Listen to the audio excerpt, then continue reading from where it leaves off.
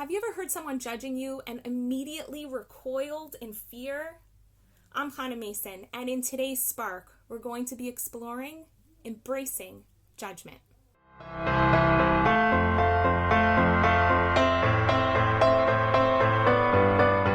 When I was a kid, surprise, surprise, I loved to be on stage. I loved to talk. I loved to be in front of people and sing and dance and do stuff. And I was really loud and I had lots of thoughts and I'd like to express my thoughts out loud through words, as I often do in these videos, which is why I'm laughing at myself right now. And my parents would notice that I did that so much that it often got in the way of me being able to create space for other people to speak, and for me being able to listen to what other people had to say, which is really quite unfortunate when you're young because there's so much wisdom to collect from the people around you. And to be honest, it's pretty unfortunate quality even when you're old because there's so much wisdom to collect from the people around you.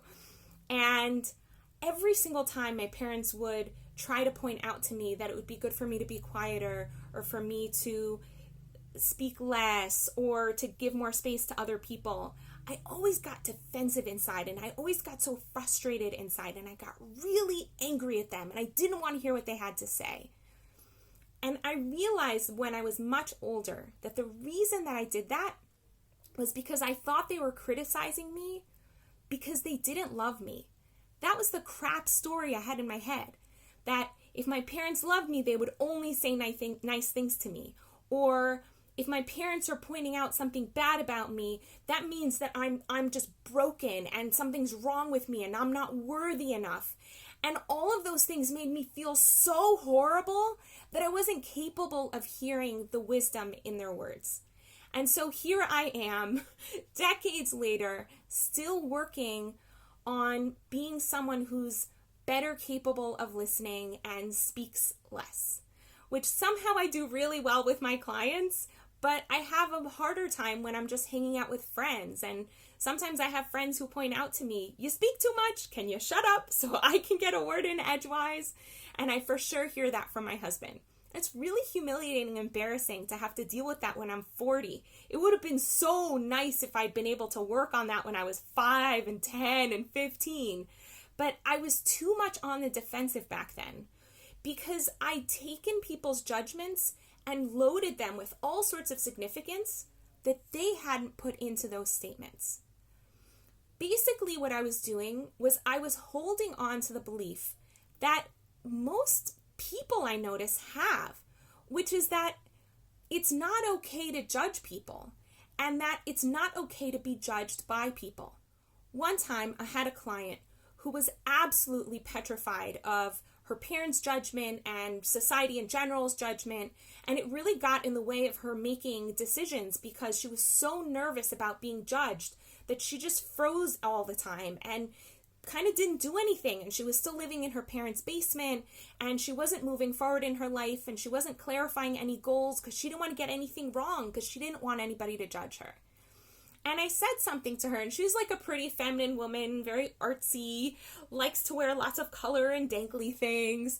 And I said to her, I want you to imagine if your mother for your birthday had gotten you a saw. How would that be? And she said, oh, that would be such a horrible present. And I said, why would that be a horrible present? And she's like, because I don't like tools. I'm not into that stuff. And I said, so she bought it for you and she gave it to you as a gift. Why is that a horrible present? And she said, well, because it's like she doesn't know me at all if she gives me a gift like that. At which point I said to her, oh, so she would be using poor judgment? And she said, yeah. And I said, so you actually want your mother to judge you? And it was the first time that it had occurred to her that people are judging her all the time and that she actually wanted them to.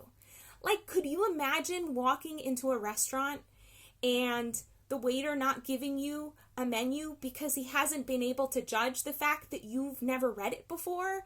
Or can you imagine applying for a job and you want to work as a computer technician, but it turns out that they're looking for someone to do nails, but they didn't clarify that in the application because they didn't have the judgment to do so. They just put up a help wanted sign, and they didn't bother explaining that to you in the interview because they didn't have the judgment to understand that you needed clarification. There's so many places where judgment is actually really helpful. Like if right now we're thinking of getting our apartment painted, and I want to make sure that the person painting the apartment understands that I don't want my furniture painted, I just want the walls painted, which requires judgment on their part to differentiate this from this. Judgment is useful absolutely everywhere. We actually need people to judge us, and we're judging other people and the world at large all the time. Otherwise, we wouldn't be able to interact with them. We wouldn't be able to tell the difference between a child and an old man and know that there's a different way we communicate with these kinds of people, or even with men and women, or with someone who's an expert in a field versus somebody who doesn't know anything about it. We have to be able to differentiate between different kinds of people in order to know how to interact with them and to communicate with them. And that's great. It's a gift. So if someone is judging you, recognize that it's good for you. And if they're giving you a judgment that sounds critical, it could be, one, that it's true, and maybe you have an area where you could work on yourself. And two, they're doing the best they can to judge the world based on their worldview, and they might be assessing you incorrectly, but not necessarily because they think there's something broken or wrong about you, or because they don't love you, just because they made a mistake. And that's also okay. So I want to bless you that you can open your eyes and look at the world and recognize that you judge us. You judge all of us. It's what you do.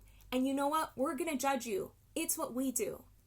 And that maybe, just maybe, that's not just okay. It's what makes life function and be fabulous and beautiful. Even just the word beautiful. You have to have judgment to see beauty in the world.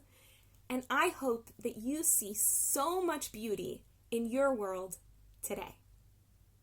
And if you're feeling like you're still stuck on this whole judgment piece and you feel so trapped by all the judgments in your head, coaching can really help. I'm here. I have time available in my schedule. And as I always say, my coaching is 100% guaranteed, because I want to make sure that you have fabulous results. In the meantime, wishing you a beautiful day. Want to experience more clarity, vibrance, and joy in your life? Book a discovery session with Hannah at hannahmason.com/joy.